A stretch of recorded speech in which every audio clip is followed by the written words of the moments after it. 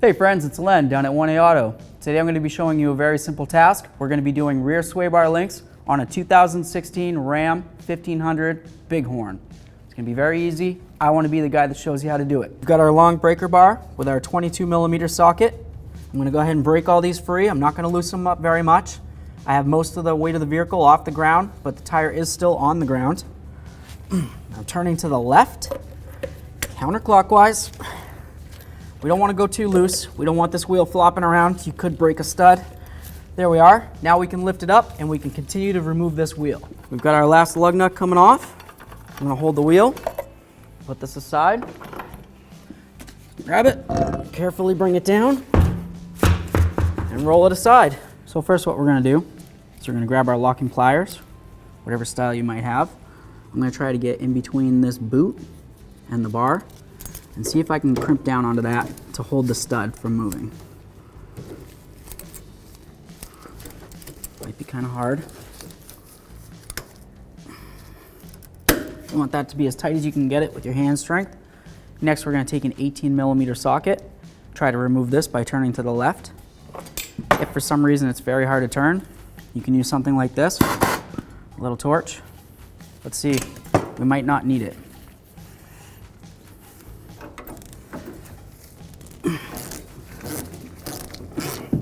A little bit of penetrant goes a long way, apparently.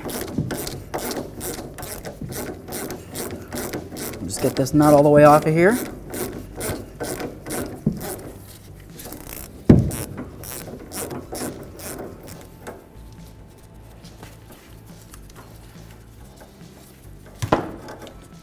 There it is.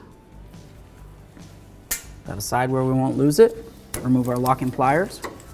Bonk that right out of there. Nice. So now we're going to remove the upper mounting area.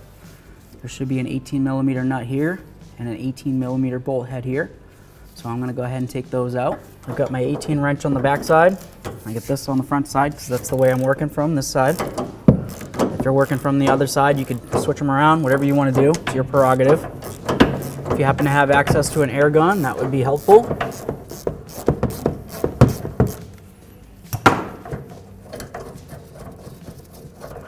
Just want to get that nut off of there. There we are. I'm going to hold on to this. And now we've removed our rear sway bar link. So here we're going to do a product comparison. We have our old and our new. This is a quality 1A Auto part. What we want to do is we want to check the length, make sure they're approximately the same. If you have one that's like this or like this, you might have the wrong part. I think this looks great. It's got the same holes. That's great. Same studs. This one's a little bit different for the way you can hold it. It's actually an upgrade. Get this nut out of the way. So here you can put a little hex head in there if you want and be able to get in there a lot easier than having to do it this way. It's up to you. I mean, either way. But this is going to work just fine. So I don't see any reason why we can't install this quality 1A Auto part. If you need this or any other part, you can always come down to 1aauto.com and check us out.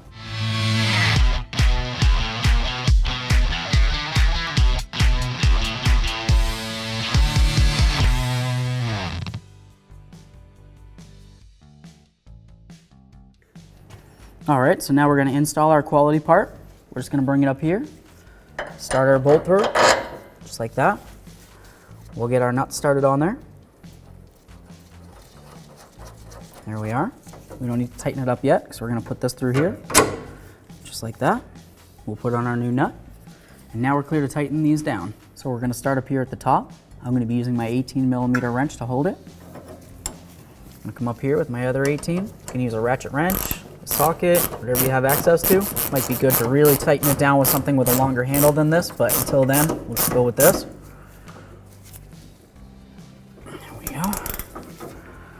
I'm going to go ahead and start snugging this up, and then we'll finish tightening them up. I'm going to put this on.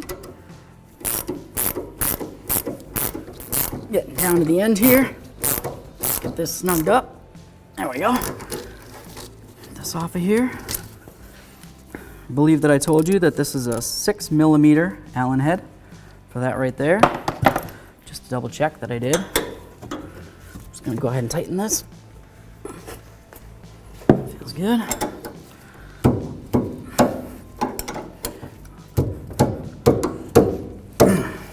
Nice and tight. If you wanted to do that instead of using your hand, you can go ahead and use a long handle pry bar, or a long handled ratchet, I should say, or a little rubber mallet action. That would be nice. But now it's nice and tight, good and installed. So we're going to grab this big old wheel. We're going to put it up on here. I want to make it clear that you never want to lift with your back. You don't want to go like this and try to lift it up. Oh, okay. I just felt my back crack actually just thinking about it. I'm going to grab it like this. I'm going to have my leg behind here. I'm going to lift it, roll it up onto my leg, and lift like this, right? Abs of steel. That's what they're there for. Ready? Nice and easy. Nice. Hold it. And get my lug nut on there. We've got our torque wrench set to 130 foot-pounds. Our 22 millimeter socket. We're going to start at the top. We're going to make a star pattern. 1, 2, 3, 4, 5. And then you can go around again if you want. So 1, 2, 3, 4,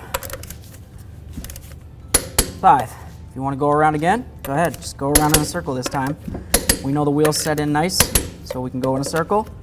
Some people will still go in a star. You can do that as well. Here we are. Thanks for watching. Visit 1aauto.com for quality auto parts shipped to your door, the place for DIY auto repair. And if you enjoyed this video, please click the subscribe button.